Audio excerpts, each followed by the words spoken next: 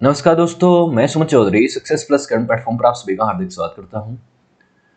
तो दोस्तों, आप सभी जानते हैं जब हम इतिहास को पढ़ते हैं, चाहे किसी देश के इतिहास की बात करें, चाहे विश्व इतिहास की बात करें, तो उसको हम अलग अलग चरणों में पढ़ते हैं। जैसे भारत के इतिहास को अगर हमें पढ़ना हो तो हम पढ़ते हैं एंशियंट हिस्ट्री यानी प्राचीन भारत, फिर उसके बाद मेडाइवल हिस्ट्री यानी मध्यकालीन भारत, और उसके बाद मॉडर्न हिस्ट्री ऑफ इंडिया यानी कि आधुनिक भारत का इतिहास।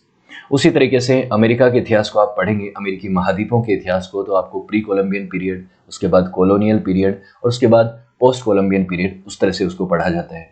उसी तरह से अगर यूरोप के इतिहास की बात करें तो उसको कई एजेस के अंदर डिवाइड किया गया है। जैसे आपने सुना होगा, पढ़ा होगा, एज ऑफ एक्सप्लोरेशन जिसको हमने पढ़ा हुआ है, age of renaissance, age of revolutions, age of absolutism. तो इस तरीके से कई सारी एजेस में यूरोप के इतिहास को बांटा गया है। उसमें से एक एज है द एज ऑफ इनलाइटनमेंट। इसको आज इस वीडियो में हम पढ़ेंगे। इनलाइटनमेंट का क्या मतलब होता है? परम ज्ञान, ब्रह्म ज्ञान कई बार कह देते हैं। अलग अलग जगहों पे अलग अलग नाम दे दिए जाते हैं इनलाइटनमेंट को, लेकिन मतलब इसका मतलब यही है कि अल्टीमेटली प्रबोधन हो गया है। प्रबोधन यानी कि आपको एक ज्ञान की प्राप्ति हो गई है। तो यूरोप के अंदर प्रबोधन युग या ज्ञानोदय युग इसको कहा जाता है। सामान्यतः इसका जो पीरियड है, इसका जो चरम पीरियड था, वो 17वीं शताब्दी से 18वीं शताब्दी के बीच माना जाता है। हालांकि माना जाता है कि इनलाइटनमेंट जो है वो कभी शुरू नहीं हुआ, कभी खत्म नहीं होगा। हमेशा से लोग चीजें जानते जा ही रहे हैं और कभी भी आदमी जो है वो पूरी तरह से परफेक्टली एकदम ज्ञानी नहीं हो सकता कि उसको सब कुछ ही पता है। तो इनलाइटनमेंट जो है वो शब्द तो ऐसा है जिसका मतलब बड़ा गहरा है और वो कंप्लीटली प्रॉपर जब जिसको ज्ञान प्राप्त हो जाता है उसको इनलाइटन कहते हैं। तो इनलाइटनमेंट का जो पीरियड है, चाहे वो यूरोप हो चाहे दुनिया का कोई भी कोना हो, वो शुरुआत से हमेशा से चलता आ रहा है और हमेशा चलता रहेगा। लेकिन यहाँ पे कुछ सर्टेन चीजें हुई जिसकी वजह से कहा जाता है कि इस दौर में यूरोप के लोग जो है वो ज़्यादा समझदार हुए, ज़्यादा उनको चीज़ों का पता चला, ज़्यादा वो रैशनल हुए, ज़्यादा साइंटिफिक आइडियाज़ को उन्होंने फॉलो किया। तो उस पीरियड को इनलाइटनमेंट का पीरियड कहा जाता है यूरोप के अंदर। ऐसा ही एक पीरियड आपको पता है कि द एज ऑफ रेनेसां भी था, रेनेसां पीरियड जिसको कहा जाता है। इन दोनों में क्या डिफरेंस था उसकी भी हम वीडियो के अंत में बात करेंगे। इन दोनों को हम एक तरह से इन दोनों के बीच का डिफरेंस देखेंगे। तो ये जो पुनर्जागरण पीरियड था, रेनेसां का जो पीरियड था, ये 14वीं से 17वीं शताब्दी के बीच में चला। और ये जो पीरियड है एज ऑफ इनलाइटनमेंट का, ये 17वीं से 18वीं शताब्दी के बीच में अपने चरम पे था। रेनेसां के पीरियड में आप जानते हैं कि रेनेसां मेनली इटली से शुरू हुआ। इस समय कला, संस्कृति, साहित्य और प्राचीन जो फिलोसॉफी थी उसको लोग जो है उसको पुनः जागृत करते हैं, उसकी तरफ जाते हैं। जब यूरोप की डार्क एज खत्म होती है और डार्क एज से जब रिलीजन का, चर्च का बड़ा कंट्रोल था, तो लोगों ने सोचा कि हम पहले ज़्यादा बेहतर थे, हमारी तो स्थिति over the period of time खराब हुई है, तो हमें तो पुरानी चीज़ों की तरफ फिर लौट के जाना चाहिए। हमें तो फिर से उन चीज़ों को समझना चाहिए कि हमारी सोसाइटी कितनी डेवलप थी जब ग्रीस था, जब रोमन था, ग्रीक एम्पायर था, ग्रीक सभ्यता थी। तो उसकी तरफ लोगों का पुनर्जागरण हुआ। और उस समय कई लोग जो हैं उन्होंने साइंटिफिक डेवलपमेंट भी किए, आर्टिस्टिक डेवलपमेंट भी किए, और इटली में उसकी शुरुआत हुई थी। और वहाँ पे कई बड़े बड़े चित्रकार हुए हैं, लियोनार्डो दा विंची जैसे, आपको पता है, और उनकी हमने बायोग्राफी भी करी है। ये वीडियो में भी आपको मैंने बताया था जब रेनेसां को मैंने पढ़ाया था आपको, तो वो आप जरूर देखिएगा। अब हम एज ऑफ इनलाइटनमेंट की तरफ चलते हैं। एज ऑफ इनलाइटनमेंट को द एज ऑफ रीजन भी कहा जाता है। रीजन यानी कि कारण, यानी कि जो तर्क के ऊपर बात करता है, तार्किक युग, यानी तर्क को इन्होंने बहुत ज्यादा महत्व दिया। तर्क आप जब करते हैं तो रैशनैलिटी की बात करते हैं, न्याय संगत होते हैं, चीजों को समझने की कोशिश करते हैं। जस्ट कि जैसे मान लीजिए चर्च ने कुछ कह दिया यूरोप में, तो उसको मान लिया जाता था पहले और उसको कोई चैलेंज नहीं कर सकता था। चर्च ने कह दिया कि धरती सेंटर में है, सूरज धरती के चारों तरफ चक्कर लगाता है, तो उसको चैलेंज कोई नहीं कर सकता था। अगर किसी ने चैलेंज कर दिया तो उसका धार्मिक प्रोसिक्यूशन होता था, उसको प्रताड़ित किया जाता था। आपको मैंने कोपरनिकस की बायोग्राफी में बताया था, गैलीलियो गैलीली की बायोग्राफी में बताया था कि चर्च ने उनको कितना प्रोसिक्यूट किया, किस तरह से उनको अपमानित किया और उनको हाउस अरेस्ट तक कर दिया था गैलीलियो को। तो इस तरीके की चीजें हुई। और जो गैलीलियो तक जो कोपरनिकस से जो समय शुरू हुआ था और जो न्यूटन तक चला, उस पीरियड को साइंटिफिक रिवॉल्यूशन का पीरियड कहा जाता है, the age of scientific revolution. तो साइंटिफिक रिवॉल्यूशन के बाद जो है एज ऑफ एनलाइटनमेंट शुरू हुआ। पहले रेनेसां हुआ, रेनेसां के बाद साइंटिफिक रिवॉल्यूशन हुआ, और साइंटिफिक रिवॉल्यूशन के बाद, उस दौर के बाद जो है एज ऑफ इनलाइटनमेंट की शुरुआत होती है।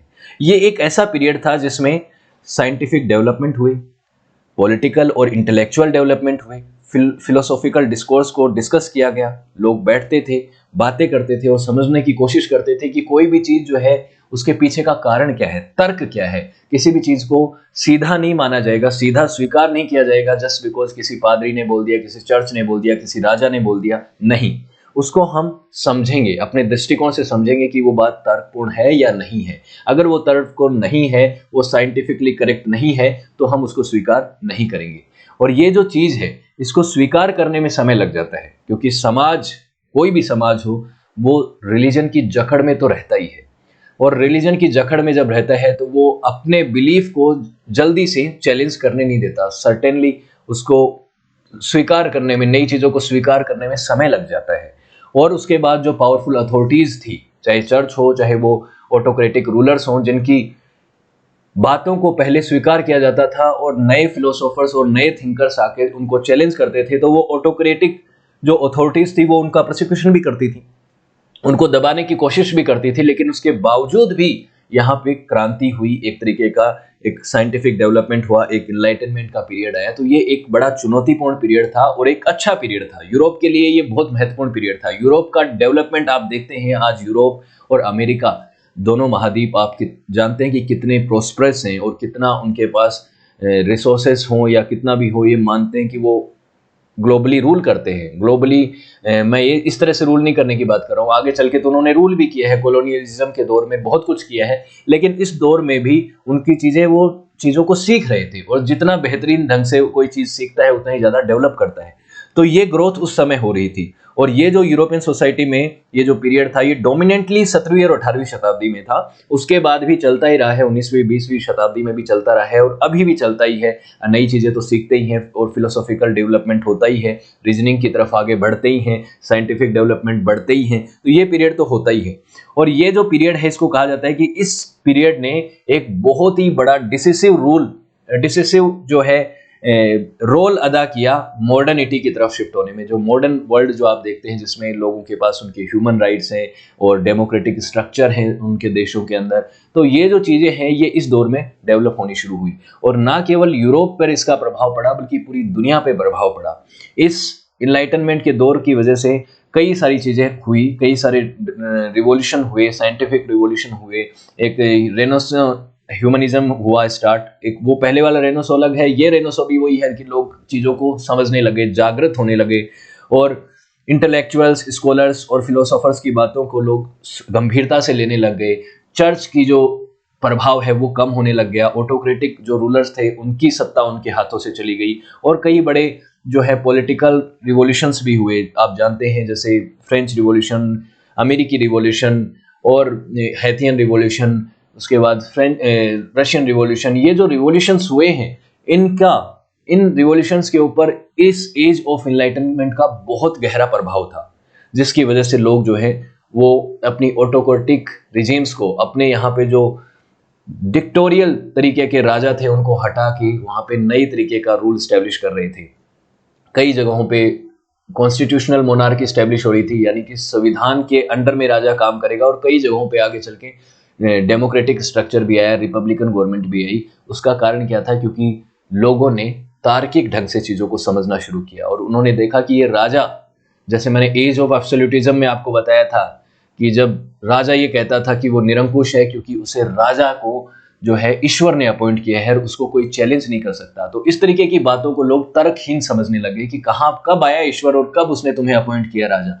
तो इस तरीके की जब बातें होने लग गई तो जो लोग हैं उन्होंने अपने राजाओं को भी चैलेंज किया, चर्च को भी चैलेंज किया और उन्होंने चीज़ों को खुद इंटरप्रेट करना शुरू किया। और इन समझदार लोगों से, इन स्कॉलर से, इन फिलोसोफर्स से चीज़ों को समझना ज़्यादा बेहतरीन ढंग से करना शुरू करा।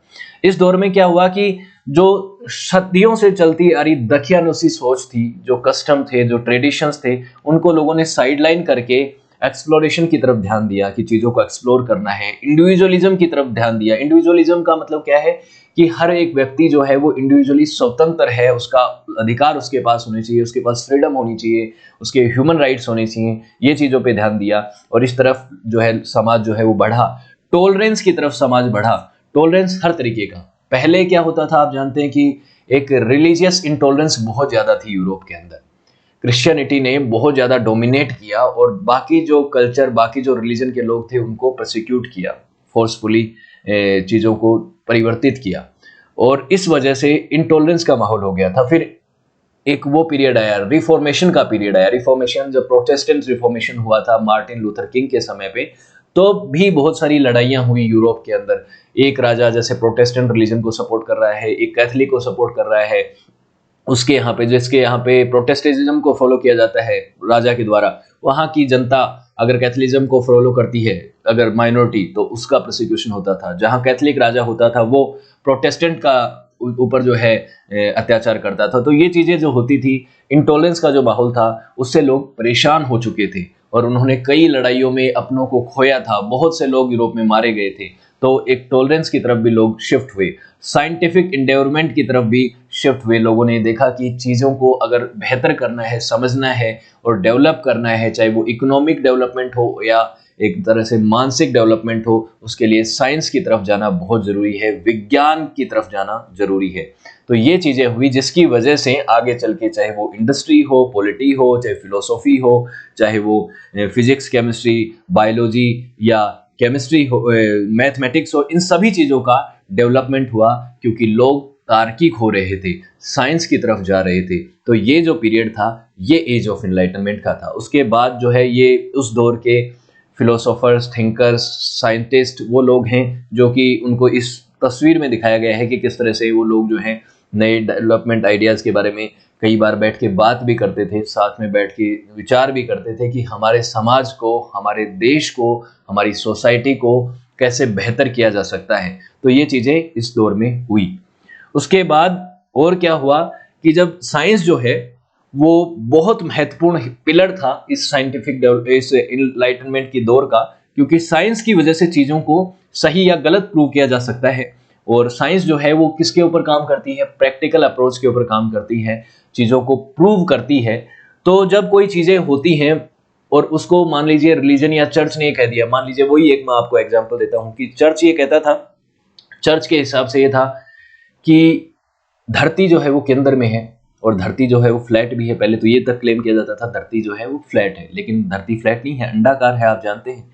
और ये क्लेम किया जाता था कि धरती जो है वो केंद्र में है और सूरज जो है उसके चारों तरफ चक्कर लगाता है। इसको जियोसेंट्रिक मॉडल कहा जाता है कि जियो यानी पृथ्वी और वो सेंटर में है, तो जियोसेंट्रिक मॉडल। लेकिन ये बात तो गलत है। आप सभी जानते हैं कि हीलियोसेंट्रिक मॉडल काम करता है। हीलियोसेंट्रिक का मतलब हीलियो यानी सूरज जो है वो केंद्र में है और हमारे सारे ग्रह जो है वो चारों तरफ चक्कर लगाते हैं। ना केवल धरती बल्कि और 7 ग्रह भी इसके चारों तरफ चक्कर लगाते हैं। इस तरह से काम करता है। लेकिन जब ये बात कही गई और ये बात हुई, जब कोपरनिकस ने ये बात कही, गैलीलियो ने ये बात कही, तो चर्च ने उनका विरोध किया। लेकिन उसके बाद टेलीस्कोप आया, उसके बाद टेलीस्कोप जैसी चीज़ें बनी और टेलीस्कोप जब हुआ, लोगों को दिखाया कि चर्च आपको कुछ भी कहे लेकिन देख लीजिए हम क्या आपको गलत कह रहे हैं, हम आपको सही बात बता रहे हैं कि धरती के अंदर में नहीं है और सूरज के अंदर में है और बाकी जो ग्रह हैं वो भी इसके चक्कर लगाते हैं। तो इस तरीके की जब बातें हुई और विज्ञान ने उन चीज़ों को सही साबित किया जिसमें वो सही था, और रिलीजन ने जो चीज़ें कही थी, चर्च ने जो चीज़ें कही थी, उनको चैलेंज किया और उनको गलत प्रूव किया, तो इसकी वजह से लोग जो है वो ये मानने लग गए कि चर्च की कही सही बात, सारी बातें सही नहीं होती। चर्च जो है वो सर्व ज्ञानी नहीं है, विज्ञान की तरफ हमें जाना ही पड़ेगा। तो इसकी वजह से वेस्टर्न पॉलिटिकल और इंटेलेक्चुअल जो आइडियाज थे, डिस्कोर्स थे, उसको काफी मजबूती मिली, बल मिला, क्योंकि साइंटिफिक डेवलपमेंट हुआ। ये चीज ध्यान रखिएगा। इसकी वजह से देखो, विज्ञान के अंदर तरक्की जो है वो सिर्फ विज्ञान की तरक्की नहीं होती, वो समाज की तरक्की भी होती है, वो पॉलिटिकल तरक्की भी होती है और इंटेलेक्चुअल तरक्की भी होती है, क्योंकि उससे सब लोगों को मजबूती मिलती है। उसके बाद जो रेडिकल इनलाइटनमेंट के जो फिलोसोफर्स थे, उन्होंने कई आइडियाज को एडवोकेट किया। उन्होंने कहा कि फ्रीडम ऑफ एक्सप्रेशन होना चाहिए, हर आदमी को अपनी बात रखने का अधिकार होना चाहिए, मतलब इरेडिकेशन ऑफ रिलीजियस अथॉरिटी, जो रिलीजियस अथॉरिटी जो है उनको हटाना चाहिए क्योंकि वो हम पे डोमिनेट करती हैं, हमारे समाज को अपना गुलाम बनाती हैं। इंडिविजुअल लिबर्टी होनी चाहिए और समाज जो है वो डेमोक्रेटिक होना चाहिए, और डेमोक्रेसी जैसी चीज़ों को उन्होंने उसी समय जो है डेमोक्रेसीज के आइडियाज को देना शुरू कर दिया था। उस समय डेमोक्रेसी नहीं थी किसी भी जगह दुनिया में। आप जानते हैं कि फ्रेंच रिवॉल्यूशन के दौरान डेमोक्रेसी की भावना आई, और उसके बाद अमेरिकी रिवॉल्यूशन के बाद अमेरिका दुनिया का पहला डेमोक्रेटिक कंट्री बना। लेकिन डेमोक्रेसी की जो चीज़ें हैं वो एज ऑफ इनलाइटनमेंट में ही आ गई। डेमोक्रेसी का जो आइडिया है कि एक इस तरीके की सरकार जिसमें सब लोग जो हैं वो उस सरकार के एक तरह से प्रतिनिधि होते हैं, उस सभी लोग जो है वो चुनते हैं, हर आदमी की इंडिविजुअल जो है पॉलिटिकल अथॉरिटी होती है, इंडिविजुअली वो अपने जो नेता है उसको चुन सकता है। तो डेमोक्रेटिक आइडियाज़ की बात यहाँ पे होने लग गई, ये सब चीज़ें यहाँ पे हो रही थी, रिपब्लिकनिज्म की बात हो रही थी। इस तरह से जो है मॉडर्न सोसाइटी की एक फाउंडेशन रखी जा रही थी, मॉडर्न आइडियाज़ की नींव रखी जा रही थी। उसके बाद उस दौर में जो पॉलिटिकल फिलोसोफर और राइटर्स हुए, जिनमें से प्रमुख कौन कौन हैं?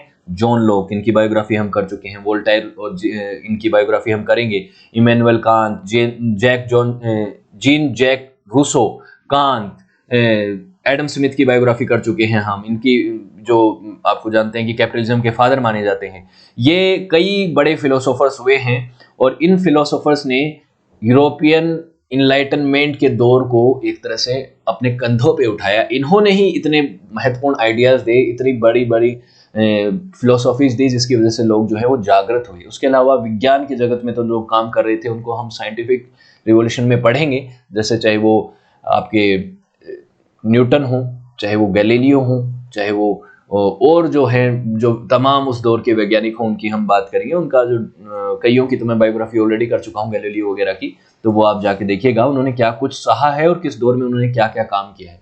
इन सभी लोगों ने साइंटिफिक थिंकिंग और रैशनल थिंकिंग का प्रमोशन किया और रिलीजियस अथॉरिटी को चैलेंज किया और उसको ओवरथ्रो करने की बात करी कि इसको आप चैलेंज कीजिए। तो ये वो सब लोग हैं। फ्रैंकलिन, तो ये आप जानते हैं अमेरिकी रिवॉल्यूशन के दौर के व्यक्ति थे, फ्रैंकलिन। उसके अलावा जेफरसन हुए, उसके अलावा कांत हैं। ये सब लोग यहाँ पे, वोल्टेयर वगैरह आपको दिख रहे हैं, ये फेमस वो लोग थे जो कि इस दौर में रहे। उसके बाद द इमरजेंस ऑफ इनलाइटनमेंट, कैसे हुई शुरुआत इनलाइटनमेंट की? इनलाइटनमेंट की शुरुआत होने से पहले बहुत कुछ हो रहा था यूरोप में। 12वीं-13वीं शताब्दी तक तो आप जानते हैं कि यूरोप की डार्क एज चल रही थी। 5वीं शताब्दी से 13वीं शताब्दी के बीच में कि यूरोप जो है वो जकड़न में था, चर्च की, अथॉरिटी की। उसके अलावा जो उस समय के जो रूलर्स थे, वो ऑटोक्रेटिक रूलर्स जो थे, उनकी जकड़ में था। यूरोप के लोगों को समझ नहीं थी बहुत सी चीज़ों की, वो अपने राजाओं के अधीन था, अपने अधिकारों से वंचित था। वहाँ के जो आम जनता थी वो, और उनको सिर्फ चर्च की सुननी पड़ती थी, जो नहीं सुनता था उसको अत्याचार सहना पड़ता था। लेकिन बाद में चीज़ें बदली, और एक जो दौर इस इनलाइटनमेंट के दौर के साथ चल रहा था, वो इसके साथ पैरेलल था, वो था एज ऑफ एब्सोल्यूटिज्म का दौर, यानी निरंकुशतावाद का दौर, निरपेक्षतावाद का दौर। वो भी 17वीं-18वीं शताब्दी में चला है। उसमें क्या चल रहा था? मेनली जैसे फ्रांस में, प्रूशिया में, रशिया में, इन देशों के अंदर जो इनके जो राजा थे वो डेस्पोट थे, वो अब्सोल्यूट थे, उनको कोई चैलेंज नहीं कर सकता था उनकी अथॉरिटी को। उन्होंने जो कह दिया वो होगा। उन्होंने क्या किया कि ये कह दिया कि हम तो ईश्वर के प्रतिनिधि हैं। मैंने अभी रिसेंटली वो वीडियो बनाया था आपके सामने, आपने देखा होगा। फिर भी मैं बता रहा हूं आपको कि उन्होंने कहा कि हमें कोई चैलेंज नहीं कर सकता, क्योंकि ईश्वर ने हमें अपॉइंट किया है आपके ऊपर रूल करने के लिए। तो हमारी अथॉरिटी को चैलेंज करना, ईश्वर की अथॉरिटी को चैलेंज करना है, और ऐसा जो करेगा उसका जो है सजा मिलेगी, उसका पनिशमेंट मिलेगा।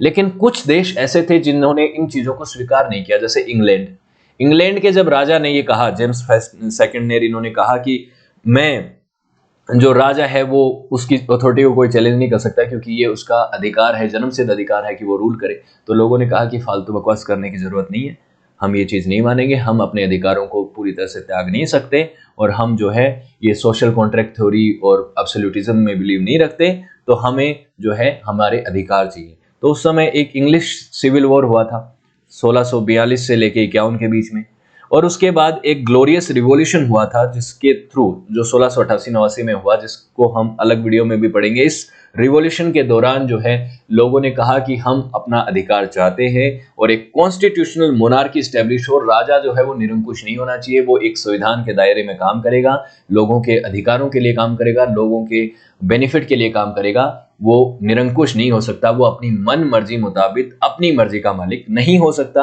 और वो सुप्रीम नहीं है, वो लोगों का राजा है, तो लोगों की बात उसे सुननी पड़ेगी। तो ये जब चीजें हुई, इस दौर में ऑटोक्रेटिक रिजीम्स को भी चैलेंज किया गया और उसके बाद तो बहुत ज्यादा चैलेंज किया गया, क्योंकि फ्रांस में जो कुछ हुआ, फ्रांस में जो लुई वंश चलता आ रहा था, लुई 14, 15, 16 और ये सब चलते आ रहे थे, उन्होंने लोगों को बहुत ज्यादा गरीबी की तरफ धकेल दिया और उन्होंने कई लड़ाइयां लड़ी, आसपास के किंगडम से देश गरीब हो गया और वो सिर्फ अपना खजाना भर रहे थे, लोगों का ध्यान नहीं रख रहे थे। और उसके दौरान जो है बाद में फ्रेंच रिवॉल्यूशन वगैरह भी हुए, तो उसकी भी उसके ऊपर हमने वीडियो बना रखा है, लेकिन वो मैं आपको बताऊंगा यहाँ पे चीजें कि कैसे उस दौर में क्या कुछ हो रहा था। उसके दौर बाद जो है जब ये किंगडम जो है ऑटोक्रेटिक एब्सोल्यूट जो रूलर्स थे वो इस तरह से चीजें कर रही थी, तो लोग जो देख तो रही थी, जो चीज़ों को समझते थे, रैशनल लोग थे, फिलोसोफर्स थे, वो कह रहे थे कि ये सब चीज़ें ठीक नहीं हैं। जैसे जॉन लॉक ने एक किताब लिखी थी, द टू ट्रिस्टाइज ऑफ गवर्नमेंट, सरकार के ऊपर लिखी थी, ये 19 आगे ये बाद में छपी है, हालांकि ये टाइम जो है थोड़ा सा इस पर ध्यान रखिएगा, इतना लेट नहीं, ये पहले की बात है। तो उसमें उन्होंने कहा कि advocating the separation of church and state, कि धर्म और राज्य, मतलब चर्च और स्टेट का मतलब क्या है कि धर्म और सरकार बिल्कुल अलग तरीके से काम करने चाहिए, कभी भी धर्म का राजनीति के अंदर इन्फ्लुएंस नहीं होना चाहिए। ये बात उन्होंने उस दौर में कह दी थी और ये बात आप हमेशा से समझते आ रहे हैं और आपको शायद समझ है ही इस बात की कि धर्म जब राजनीति के साथ जुड़ जाता है तो वो कितना कितना खतरनाक हो जाता है, वो काफ़ी विशियस कॉम्बिनेशन है। उसकी वजह से लोग जो हैं अपना पॉलिटिकल बेनिफिट उठाते हैं और ये चीज़ यहाँ पे जॉन लॉक ने कह दी थी कि ये सेपरेट होना चाहिए। रिलीजियस टॉलरेंस होनी चाहिए, किसी भी मान्यता की वजह से, किसी व्यक्ति के बिलीफ की वजह से उसके साथ गलत व्यवहार नहीं होना चाहिए। और the contractual obligation of government to recognise the right of its people, ये सरकार का दायित्व है, ऑब्लिगेशन है कि लोगों के अधिकारों को रिकॉग्नाइज करे और उनके अधिकार दे। जॉन लॉक ने ये बात कही, बहुत इंपॉर्टेंट बात कही। उसके बाद रूसो ने कही, रायली रूसो नहीं, भाई आप एक क्रिकेटर को जानते होंगे, रायली रूसो वो नहीं, ये जीन जैक रूसो, बहुत महान फिलोसोफर हुए हैं, वेस्टर्न फिलोसोफर हुए हैं एनलाइटनमेंट दौर के, फ्रेंच रिवॉल्यूशन जो हुआ था इनके आइडियाज से बहुत प्रभावित था। रूसो ने कहा कि all men are born free and rational, हर एक आदमी जो है वो जन्म से फ्री है और रैशनल होना चाहिए, क्योंकि और उसके अधिकारों को छीनने का अधिकार किसी के पास नहीं है। सरकारें जब उनके अधिकारों को छीन के उनको गुलाम बनाती हैं तो उनके अधिकारों को सरकारें बनाती हैं गुलाम उन लोगों को, बल्कि व्यक्ति तो फ्री ही पैदा होता है, उसकी फ्री विल का सम्मान करना चाहिए। तो इस तरीके की बातें रूसो और जॉन लॉक ने कही तो उससे लोग बहुत प्रभावित हुए। साथ ही इन्होंने ये कहा कि फर्टिनिटी, टॉलरेंस और लिबर्टी, प्रोग्रेस, इन चीज़ों को इन्होंने बहुत प्रमोट किया। तो इसकी वजह से लोग जो हैं वो काफ़ी उत्सुक थे अपने अधिकारों के लिए कि यार अच्छे आइडिया हैं, हर व्यक्ति के पास अपने खुद के अधिकार होंगे, उसको किसी तरीके का क्लास, रिलीजन, रंग के आधार पे भेदभाव का सामना नहीं करना पड़ेगा और चर्च हमारे ऊपर इतनी अपनी मर्जी चलाएगा नहीं, फर्टिनिटी के साथ हम रहेंगे। तो इसकी वजह से जो लोग हैं वो काफ़ी इस चीज़ की तरफ मोटिवेट हो रहे थे, इंस्पायर हो रहे थे इन आइडियाज़ से। साथ ही इन राइटर्स ने मोनार्की, क्लर्जी और नोबिलिटी को जो अवार्ड दिए जाते थे, प्रिविलेज दी जाती थी, उसका भी विरोध किया कि किसी को भी प्रिविलेज क्यों मिले, जब सब समान हैं, सब बराबर हैं, तो ये सब नहीं होना चाहिए। उसके बाद रिडक्शनिज्म को भी और साइंटिफिक मेथड्स को भी काफ़ी प्रमोट किया गया। रिडक्शनिज्म क्या होता है? रिडक्शनिज्म एक फिलोसॉफी है, मतलब चीज़ों को आसान करके समझने के लिए है। जैसे कि ये किस फिलोसोफर ने कही थी, रेन डेकरेट, क्या नाम है उनका, उन्होंने सबसे पहले इसका आइडिया दिया था कि मान लीजिए एक मशीन है और उस मशीन को आप समझना चाहते हैं, तो उस मशीन को आप कैसे समझेंगे? आपने मशीन को चलाया और उस मशीन को आप देख रहे हैं ऊपर से, आपको उसका फंक्शन समझ में नहीं आ रहा। लेकिन अगर आप उस मशीन को खोलेंगे और उसके हर एक इंडिविजुअल पार्ट को अलग से पढ़ेंगे, अध्ययन करेंगे, स्टडी करेंगे, तो आपको मशीन समझ में आ जाएगी और उसके बाद उन सभी पार्ट्स को आप एक साथ लगा सकते हैं। ठीक बात है। उसी तरीके से अगर आप किसी चीज़ को समझना चाहते हैं, नेचर को, और ये जो हमारा वर्ड है, सोसाइटी के जो फंक्शंस हैं उनको आप समझना चाहते हैं तो आप एकदम कलेक्टिवली मत समझिए, उनको इंडिविजुअली अलग अलग करके समझिए, उसके बाद आपको चीज़ें अपने आप समझ में आ जाएंगी। ये रिडक्शनिज्म है, मतलब चीज़ों को तोड़ के समझने का जो सिद्धांत है, उस तरह से कॉम्प्लेक्स चीज़ों को सिंपल वे में करके अलग अलग हिस्सों में उसके अलग अलग पार्ट को समझ के, अलग अलग एंटिटी को समझ के आइडेंटिकली समझने से चीज़ों को आपको आसानी होगी। तो ये जो चीज़ें हैं, इससे क्या है कि एक लोगों को चीज़ें समझ में आई कि मान लीजिए चर्च ने एक बात कही है, चर्च ने बहुत सारी बातें कही हैं, मान लीजिए 50 बातें कही हैं, चर्च या किसी मोनार्क ने 50 बातें कही हैं। अब इस 50 में से मान लीजिए 20 बातें ठीक हैं, तार्किक हैं, रैशनल हैं, लेकिन इस 20 बातों को सही होने की वजह से आप 50 की 50 बातों को सही नहीं मान सकते और उसको रैशनल नहीं मान सकते। आपको इंडिविजुअली हर एक चीज़ को समझना पड़ेगा कि कौन सी चीज़ प्रोपोगेंडा है, कौन सी चीज़ उसकी अथॉरिटी को सपोर्ट करती है, कौन सी चीज़ जो है वो लोगों के बेनिवोलेंस के लिए काम कर रहा है। तो इस तरह से ही किसी भी चीज़ को या किसी भी ट्रेडिशन को, कल्चर को समझने के लिए आपको इंडिविजुअली उसका अध्ययन करना पड़ेगा। साथ ही एक एम्पीरियसिज्म की भी धारणा थी। एम्पीरियसिज्म का मतलब है कि अनुभववाद, अनुभववाद को भी इन्होंने वैल्यू किया कि आप किसी चीज़ को अनुभव करते हैं, आप अपने एक्सपीरियंस से जो चीज़ें सीखते हैं उनको हमेशा समझिए और उसको मानिए। क्योंकि मान लीजिए आप कुछ भी अनुभव करते हैं, अपने एक्सपीरियंस से जो चीज़ें अनुभव करी हैं आपको, और उसको कोई आदमी सिर्फ जस्ट आके आपको कह दे कि नहीं नहीं ऐसा नहीं, ऐसा होता है, लेकिन आपने तो अनुभव किया है, आपने तो उस चीज़ को फील किया है। तो जस्टिफिकेशन का एक बहुत महत्वपूर्ण सेंस ये भी है कि, और प्राइमरी सोर्स, कई लोगों ने तो जो एम्पिरिसिज्म की भावना को, धारणा को बहुत ज़्यादा मानते हैं, उनका मानना है कि सिर्फ और सिर्फ सेंस करना, एक्सपीरियंस करना ही सबसे बड़ा तर्क है, उससे बड़ा कोई जस्टिफिकेशन नहीं हो सकता। जो चीज़ें आपने सेंस की हैं, जो फील करी हैं, उससे बड़ा कोई तर्क नहीं हो सकता। उसी को मानिए और बाकी सी चीज़ों को मानिए ही मत। जो चीज़ें रिलीजियस अथॉरिटी में लिखी हुई हैं, टेक्स्ट में लिखी हुई हैं, उनको क्यों मानना है? जो आप सेंस करते जा रहे हैं उनको आप मानिए और बाकी चीज़ों को मत मानिए। जब तक किसी चीज़ को प्रूव नहीं किया है आपने, जब तक किसी चीज़ को सेंस नहीं किया, तब तक उसको मानने की ज़रूरत नहीं है। ये इस तरीके के फिलोसॉफिकल आइडियाज़ भी हुई, उसके अलावा रैशनल थॉट्स भी हुई, जिसकी वजह से ये कहा गया कि इससे हम एज ए ह्यूमन रेस आगे प्रोग्रेस करेंगे, हमारा एडवांसमेंट होगा। तो इस तरीके की चीज़ें हुई और इसकी वजह से फ्रेंच रिवॉल्यूशन और अमेरिकी रिवॉल्यूशन बहुत ज़्यादा प्रभावित हुए और वो रिवॉल्यूशन आगे हुए भी। ठीक, अब बात करते हैं कि साइंटिफिक रिवॉल्यूशन, इंडिविजुअल राइट्स और सेकुलरिज्म की जो भावना है इस दौर में किस तरह से आगे बढ़ती चली गई, कैसे बढ़ती चली गई। क्योंकि जब साइंटिफिक टेम्परामेंट जो है वो बढ़ रहा था तो उसकी वजह से इनलाइटनमेंट बढ़ रहा था, केमिस्ट्री, फिजिक्स, बायोलॉजी, एस्ट्रोनॉमी में काम हो रहा था, मैथमेटिक्स में काम हो रहा था।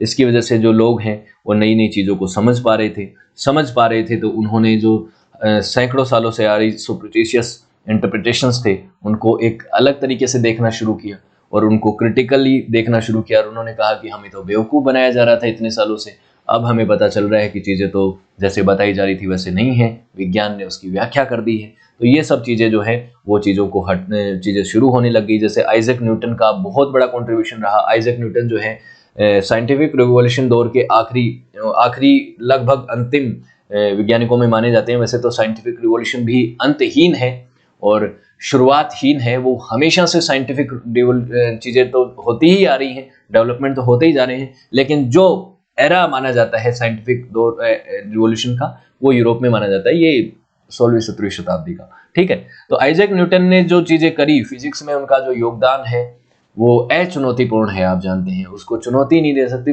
उनकी कई चीज़ें जो हैं उनको चुनौती दी, कई सारे उनके आइडियाज़ जो हैं, कई जो थ्योरीज हैं उनको गलत प्रूव किया गया, लेकिन बहुत ज़्यादा उनका कंट्रीब्यूशन है, बहुत कुछ किया उन्होंने। आप जानते हैं कि मैकेनिक्स, ग्रेविटेशनल फोर्स और फिजिक्स में बहुत काम किया उन्होंने, जिसकी वजह से उन्होंने कई चीज़ों को अनलॉक किया, अनलीश किया और लोगों को समझाया कि क्या चीज़ें सही हैं और क्या चीज़ें गलत हैं, क्या चीज़ों को सिर्फ आप धारणा के तौर पे फॉलो करते आ रहे हो और वो चीज़ें प्रैक्टिकली गलत हैं। और ये चीज़ें उन्होंने पूरी तरह से मैथमेटिकल इन्वेस्टिगेशंस और अपने प्रयोगों के थ्रू पूरी तरह से रैशनल होकर समझाई, जिसकी वजह से कई सवालों के जवाब लोगों को मिले जो नेचुरल वर्ल्ड से रिलेटेड थे, जिसकी वजह से लोग जो है बहुत ज़्यादा समझने लग गए चीज़ों को कि वाह ये ऐसे होता है।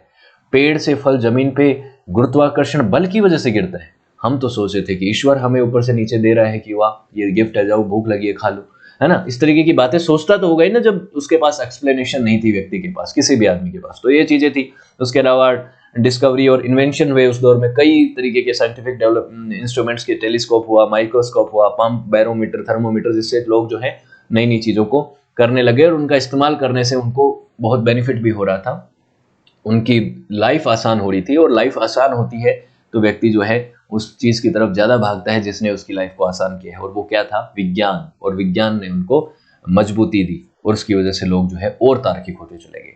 उस दौर में जो है लोगों ने personal judgement, matter of belief, इन चीज़ों को भी बहुत ज़्यादा महत्व दिया, और महत्व देने के बाद स्केप्टिसिज्म की एक जो धारणा है वो भी आई। स्केप्टिसिज्म मतलब होता है संदेहवाद, हर चीज़ के ऊपर संदेह करना है, कि किसी ने कहा कि ये चीज़ ऐसे होती है, सच में ऐसे होती है, मैं कैसे मान लूँ?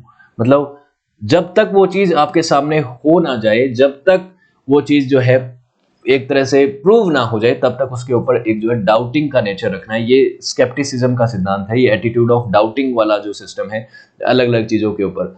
अगर मान लीजिए आपको ये कहा जाए कि भाई, जैसे कहा गया कि धरती जो है सूरज के चारों तरफ चक्कर लगाता है, ये बात मानी है, अब तो प्रूव है, लेकिन जब मान लीजिए टेलीस्कोप नहीं है या फिर साइंटिफिक इंस्ट्रूमेंट्स नहीं है जिसके थ्रू, या मैथमेटिक्स के थ्रू जब तक प्रूव नहीं किया गया उस चीज़ को, तब तक क्यों माने? जब प्रूव हो जाएगा तो मान लीजिए। जैसे ईश्वर की जो धारणा है, ईश्वर की जो धारणा है वो काफ़ी चैलेंजिंग है। कोई कहता है कि मैं एथिस्ट हूँ, कोई कहता है मैं थीस्ट हूँ, मैं ईश्वर में मानता हूँ, कोई कहता है नहीं मानता हूँ, कोई कहता है कि ईश्वर है। लेकिन एग्नोस्टिज्म एक ऐसी विचारधारा है, एक स्केप्टिसिज्म के आइडिया की ही वो एक तरह से इसमें है। उसमें आप ये देख सकते हैं कि जब तक प्रूव ना हो तब तक क्यों माने? अगर है तो प्रूव हो जाएगा एक ना एक दिन, कभी तो होगा, और नहीं है तो मानने की जरूरत क्या है? तो वो संदेहवाद की जो स्थिति है वो स्केप्टिसिज्म का मेन कॉन्सेप्ट है, और एग्नोस्टिज्म जो है वो स्केप्टिसिज्म का ही आप आगे का वर्जन मान सकते हैं, वो सिर्फ थियोलॉजी से रिलेटेड है, उस तरह से आप उसको देख सकते हैं। उसके बाद क्योंकि इस दौर में क्लर्जियों ने और कई तरीके की चीज़ों में रिलीजियस प्रोसिक्यूशन हुए थे, कई रिलीजियस वॉर हुए थे, जिसकी वजह से प्रोटेस्टेंट रिफॉर्मेशंस के दौर में, उस दौर में तो लोग जो हैं ये भी चीज़ें समझने लग गए कि देखिए, रिलीजन की वजह से हमारा बहुत बेड़ा गर्क हुआ है, बहुत हमारा नुकसान हुआ है। रिलीजन बहुत कुछ अच्छी चीज़ें सिखाता है, लेकिन उस रिलीजन को अगर आप एक वेपन की तरह इस्तेमाल करें और सिर्फ कहें कि हम ही सुपीरियर हैं, कोई भी हो वो, तो वो एक जहर की तरह भी काम करता है। रिलीजियस इंटॉलरेंस जो है वो बहुत खतरनाक है। तो जब इंटॉलरेंट लोग आपस में लड़ रहे थे तो उसकी वजह से यूरोप का नुकसान हो रहा था, तो लोग सेक्युलरिज्म की तरफ भी गए कि हमें सेक्युलर होना चाहिए, हमें सब धर्मों के प्रति जो है, किसी भी धर्म से हमें ज़्यादा लेना देना नहीं रखना चाहिए, और किसी भी मतलब कोई व्यक्ति रिलीजियस होने के बाद भी सेक्युलर हो ही सकता है दूसरे धर्मों का सम्मान करते हुए। तो सेक्युलरिज्म की तरफ लोग आने लग गए, और चर्च की अथॉरिटी को धीरे धीरे over the period of time नीचे जाने लग गई, उसकी अथॉरिटी को लोगों ने कम स्वीकार करना शुरू कर दिया। और कई लोग एग्नोस्टिज्म, जैसा कि मैंने अभी आपको बताया कि ईश्वर की धारणा है या नहीं है, ईश्वर है या नहीं इसके ऊपर हमें पता नहीं, तो हम उसके ऊपर क्यों लड़ें? और एथिसिज्म की तरफ भी जाने लगे। कई लोगों ने तो यही कह दिया कि ईश्वर है ही नहीं, हम तो विश्वास ही नहीं करते, हम तो नास्तिक हैं। तो ये सब चीज़ें इस दौर में होने लग गई थी। उसके बाद जो है इसका पॉजिटिव नेगेटिव सब तरीके के प्रभाव रहे हैं, सोशलॉजी पे इसके जो इम्पैक्ट पड़े उसकी भी हम आगे बात करेंगे ही।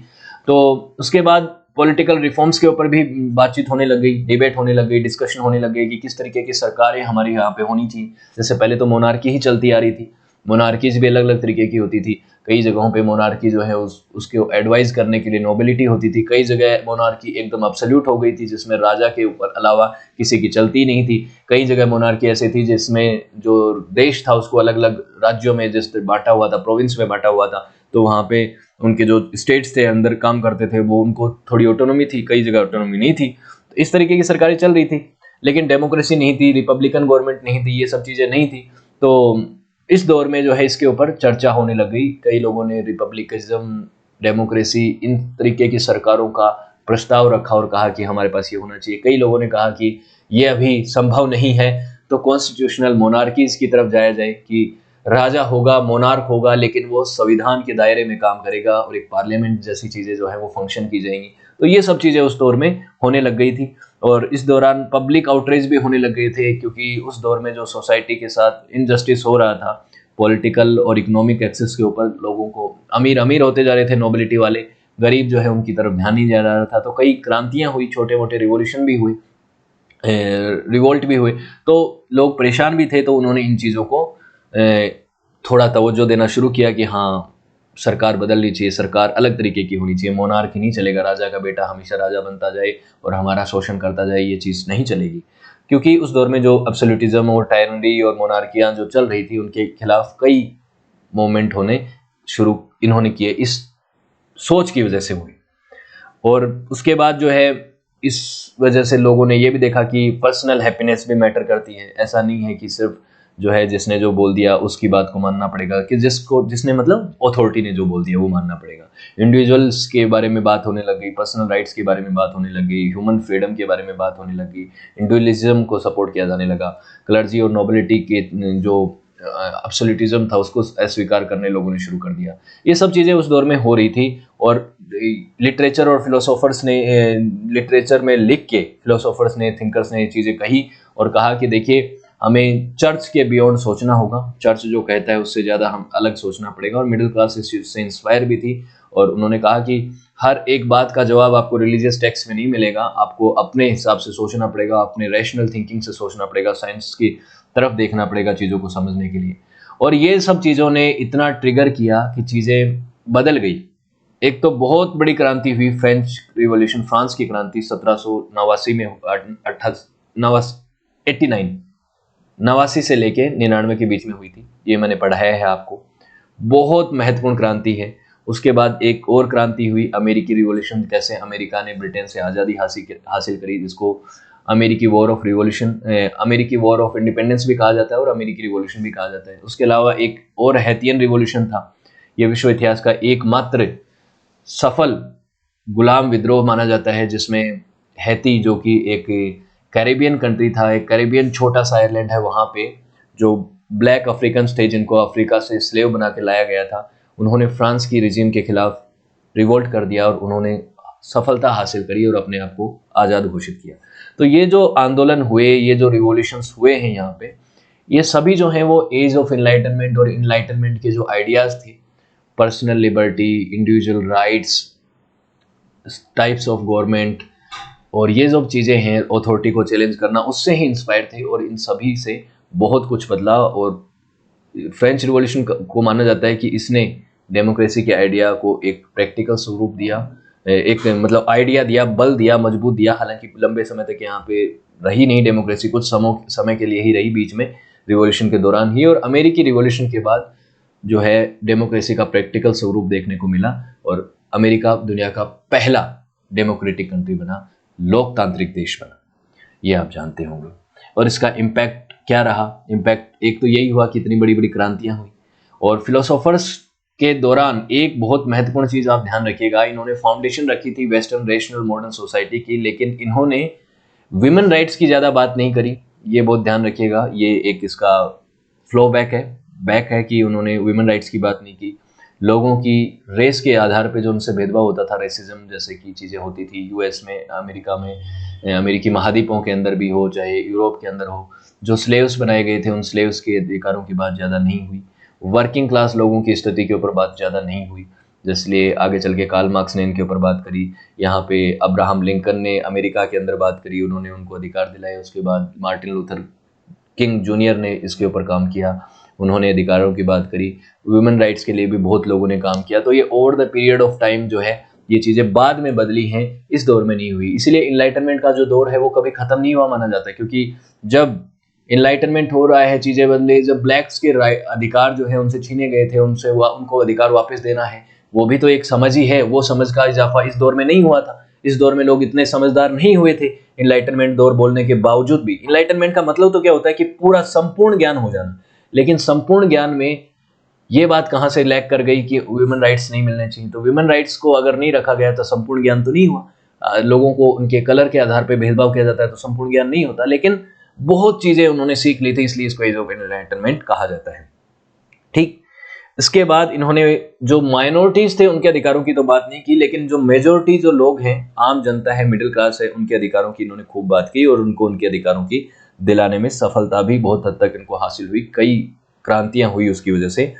अब बात यह है कि इस रिवॉल्यूशन के बाद आगे चल के जो 19वीं 20वीं शताब्दी तक जो आगे क्रांतियां हुई, जो तार्किक क्रांतियां हैं, रीजन के बारे में बात करते थे, जो चाहे लिटरेचर की बात हो, तो उससे कई सारी जो है आइडियाज आगे चल के भी जनरेट हुए। जैसे रोमांटिसिज्म का जो दौर आया आगे चल के, उसके बाद लिबरलिज्म का, क्लासिसिज्म का, मॉडर्निज्म का, इन दौरों के बारे में भी हम, इन एजेस के बारे में भी पढ़ेंगे। तो ये जो है, ये सारे जो है आइडियाज, ये सारी जो दौर थे, ये यूरोपियन इनलाइटनमेंट से ही इंस्पायर्ड थे। और इसका जो इम्पैक्ट है इनलाइटनमेंट का, वो सोशियोलॉजी पे भी पड़ा। सोशियोलॉजी का मतलब क्या होता है कि सोसाइटी को समझना, basically study of human relationship with social behaviour, pattern of social relationship, institutions and other cultural and social impacts, इन सभी चीज़ों को समझना ही सोशियोलॉजी है, आप जानते हैं। तो सोसाइटी बहुत महत्वपूर्ण अंग है। सिर्फ पॉलिटिकल फ्रीडम या फिलोसॉफिकल आइडिया या साइंटिफिक डेवलपमेंट के साथ साथ एक एज ऑफ एनलाइटनमेंट का समाज के ऊपर भी प्रभाव पड़ेगा। क्योंकि जैसे मान लीजिए, जब रिलीजन की अथॉरिटी को आप चैलेंज करेंगे, चर्च की अथॉरिटी को चैलेंज करेंगे, तो कई लोग जिनकी भावनाएं उससे बहुत ज़्यादा जुड़ी हुई हैं, उनके बिलीफ को सेटबैक मिलेगा, और वो लोग जो हैं वो इस चीज़ को थोड़ा जल्दी से अपना नहीं पाएंगे। लेकिन जब अपनाएंगे तो एक समाज में बहुत बड़ा बदलाव आएगा।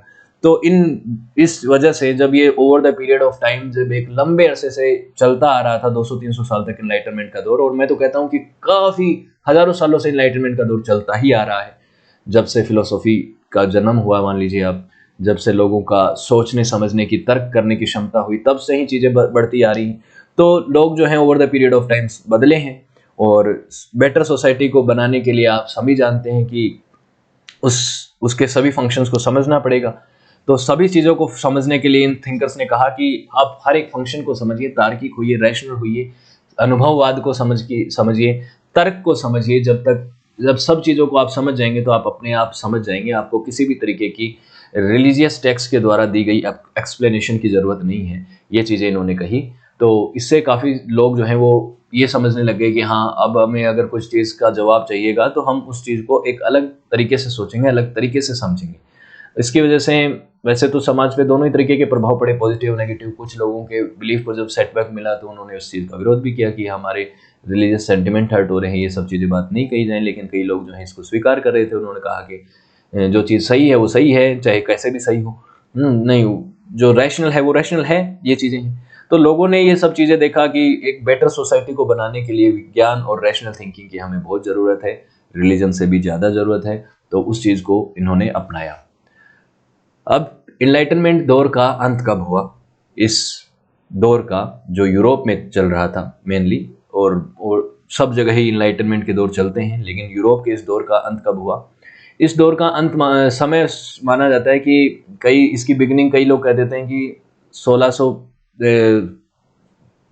ये 1715 नहीं, 1610-15 के आसपास लुई 14 के समय की अच्छा डेथ है, मैंने सोचा उसका कोरोनेशन 1715 के आसपास शुरू हुआ। ये तो 18वीं शताब्दी हो गई। 1789 में जब फ्रेंच रिवॉल्यूशन शुरू हुआ तब इसका अंत हो गया। कई लोगों का ये मानना है, यूरोपियन ट्रेडिशन में कई लोग ऐसा मानते हैं, लेकिन कई जगह इसका टाइम माना जाता है 1650 से 1780, 1789 ये पीरियड माना जाता है। कई जगहों पे कहा जाता है कि इनलाइटनमेंट का जोर जो है वो 19वीं शताब्दी तक चला है। और इमैनुअल कांत ने जो 1804 में जब डेथ हुई इमैनुअल कांत की, जो एक इस दौर के इनलाइटनमेंट दौर के फेमस फिलोसोफर थे, उस दौर में अंत हुआ। लेकिन आज के समय कई स्कॉलर्स ये कहते हैं कि इनलाइटनमेंट का जो दौर है वो कभी खत्म हुआ नहीं। इनलाइटनमेंट एक प्रोसेस है, over the period of time हमेशा चलता रहता है। और ये जो इनलाइटनमेंट का जो दौर था, इस समय जो यूरोप में हम पढ़ते हैं, ये आगे चल के और जो नए फिलोसॉफिकल मोमेंट थे, लिटरेरी मोमेंट थे, उनमें मर्ज हो गया, मॉर्फोड हो गया, बल्कि ख़त्म नहीं हुआ। तो मॉडर्निज्म, रोमांटिसिज्म, क्लासिसिज्म और लिबरलिज्म में ये जो है आगे चल के मिक्स हो गया। ऐसा नहीं है कि ख़त्म हो गया। लीगेसी की बात करें तो आप बहुत सी चीज़ें अभी तक समझ गए हैं कि लोगों ने अपना सोशल डेवलपमेंट किया, पॉलिटिकल अवेयरनेस आई, उनको अपनी इंडिविजुअलिटी का आभास हुआ कि वो खुद एक अपने अधिकारों को समझें, अपने अधिकारों को लें। फिलोसॉफिकल डेवलपमेंट तो हुआ ही, साथ ही पॉलिटिकल डेवलपमेंट भी हुआ। कई बड़ी क्रांतियां हुई, और कई बड़ी क्रांतियां हुई तो वहाँ का स्ट्रक्चर बदला, पॉलिटिकल स्ट्रक्चर पूरी तरह से बदल गया। जैसे अमेरिका में तो डेमोक्रेसी आ गई। फ्रेंच रिवॉल्यूशन के दौरान दुनिया जो है बहुत कुछ सीखी, बहुत कुछ समझी। फ्रांस का पॉलिटिकल स्ट्रक्चर एक बार के लिए बदला, लेकिन वापस वैसा का वैसा हो गया था कुछ समय के लिए, लेकिन फिर भी इस क्रांति ने बहुत कुछ सिखाया और माइनॉरिटीज़ को अपने अधिकार के लिए खड़ा होने के लिए भी मोटिवेट किया। चाहे वो वुमेन हो या अदर माइनॉरिटीज़ हों या कलर के बेस्ड हो, उन लोगों को ये चीज़ आभास तो करा दी कि हमारे लिए अभी तक लोग नहीं लड़े हैं, लेकिन हमें लड़ना है और हमें भी आगे चल के हमारे लिए ऐसे मूवमेंट्स चलाने हैं। तो आगे वो मूवमेंट्स चले, वो 20वीं शताब्दी तक चले हैं और अभी भी चलते हैं। आप जानते हैं कि जो है समाज पूरी तरह से कभी नहीं सुधरता है। समाज की ये चीज़ है कि पूरी तरह से सुधरता नहीं है। कभी किसी के साथ रिलीजियस भेदभाव होते हैं, किसी के साथ रेशियल भेदभाव होते हैं, किसी के साथ और किसी तरीके के भेदभाव होते हैं। तो उन चीज़ों के लिए लोग अपने अधिकारों के लिए लड़ते ही हैं over the period of time. चाहे वो किसी भी तरीके की सरकारें हों, डेमोक्रेसी इस्टेब्लिश हो गई हो, वहाँ पे भी लोगों को अपने अधिकारों के लिए लड़ना पड़ता है। उनको उनके अधिकार मिलते भी हैं, एक समय लगता है लेकिन मिलते हैं। तो ये इसकी लेगेसी है इनलाइटनमेंट के दौर की। होपफुली आपको चीज़ें ये क्लियर हुई होंगी। अब हम एक चीज़ और समझेंगे कि जो हमने रेनेसां का दौर पढ़ा 14वीं से 17वीं शताब्दी में और इनलाइटनमेंट का दौर जो अभी पढ़ा हमने 17वीं से 18वीं शताब्दी के बीच में, इनमें डिफरेंस क्या है।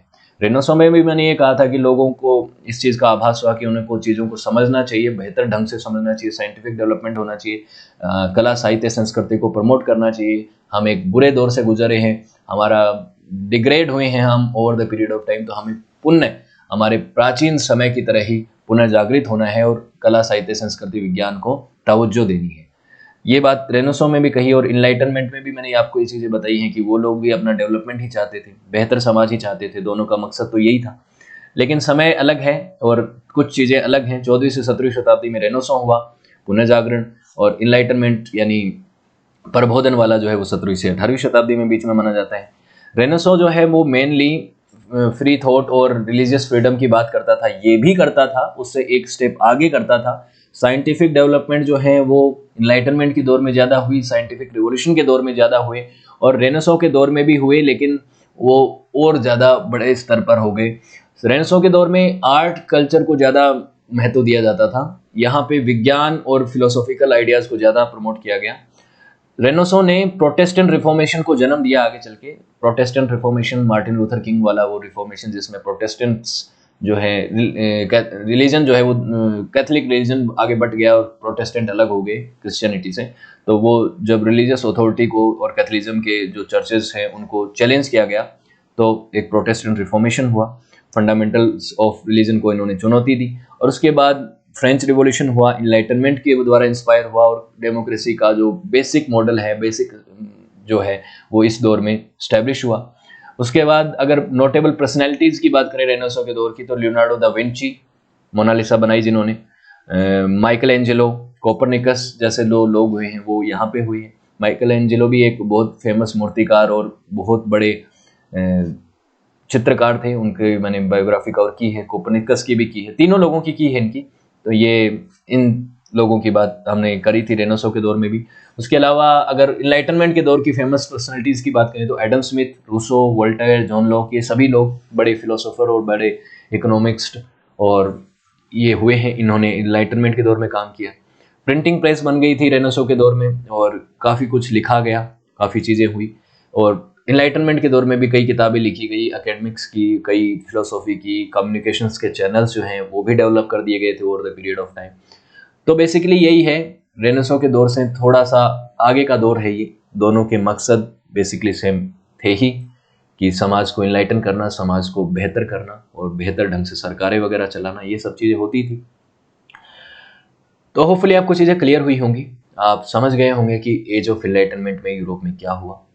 आने वाले समय में हम और एजेस के बारे में बात करेंगे। अमेरिका का इतिहास हमने बहुत ढंग से पढ़ा है, अमेरिकी जो दोनों आपके कॉन्टिनेंट्स हैं उनकी बात करी है, वर्ल्ड हिस्ट्री में बहुत कुछ पढ़ा है हमने, तो वो सब जाके आप प्लेलिस्ट में जाके ज़रूर देखिएगा।